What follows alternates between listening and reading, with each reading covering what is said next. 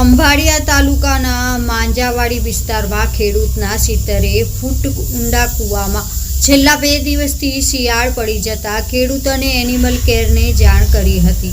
સંસ્થા દ્વારા સફળ રેસ્ક્યુ. ખંભાળિયા તાલુકાના માંજીવાડી વિસ્તારમાં દિલીપભાઈ કારિયાની વાડીમાં એક શિયાળ 2 દિવસથી પડેલ હોય, જેની દિલીપભાઈએ ખંભાળિયાને જાણીતી પશુ સેવા સંસ્થા એનિમલ કેર ચેરિટેબલ ટ્રસ્ટને કરતા સંસ્થાના સભ્યો તત્કાલિક દેસુરધામા અશોકભાઈ સોલંકી, રવિ વકાતાર, મેહુલ યાજ્ઞિક, નાથા ભરવાડ અને અંજુ સોઢા સ્થળે દોડી ગયા હતા અને કૂવામાં ઉતરીને મહાજહમતે શિયાળને આબાદ બચાવ કરી લેવાયો હતો.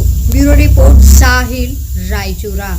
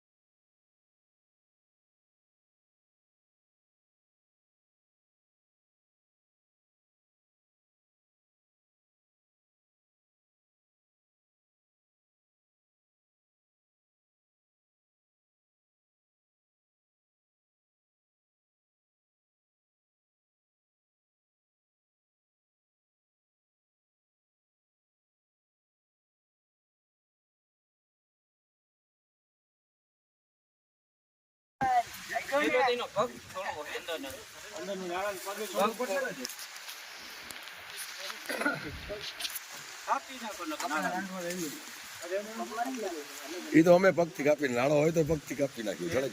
નાળો આટલા ફૂટે કાપી નાખશું એની મેરે.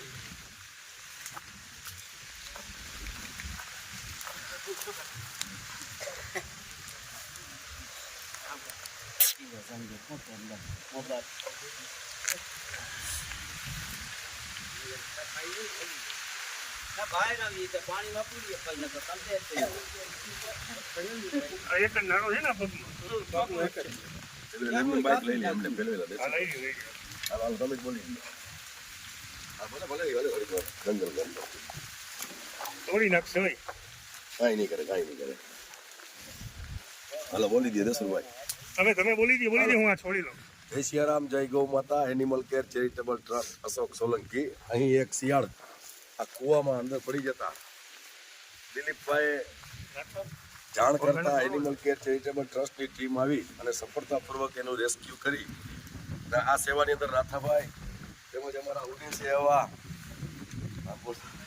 અજુભાઈ, રવિભાઈ વકાતાર, મેહુલભાઈ યાજ્ઞિક, અહીંના સ્થાનિકો દેસુરભાઈ ધમા એનિમલ કેર ચેરિટેબલ ટ્રસ્ટના પ્રમુખ, જે રાત કે દિવસ જોયા વગર આવા રેસ્ક્યુ કરતા હોય તો ખરેખર તમે ક્યાંય પણ કોઈ અબોલ જીવ કૂવામાં પડી ગયું હોય, કોઈ ગૌવંશ બીમાર હોય તો એનિમલ કેર ચેરિટેબલ ટ્રસ્ટને જાણ કરજો. સેવા કરવા માટે તત્પર છે. જય સિયારામ, જય ગૌ માતા. Animal care charitable trust Ashok Solanki.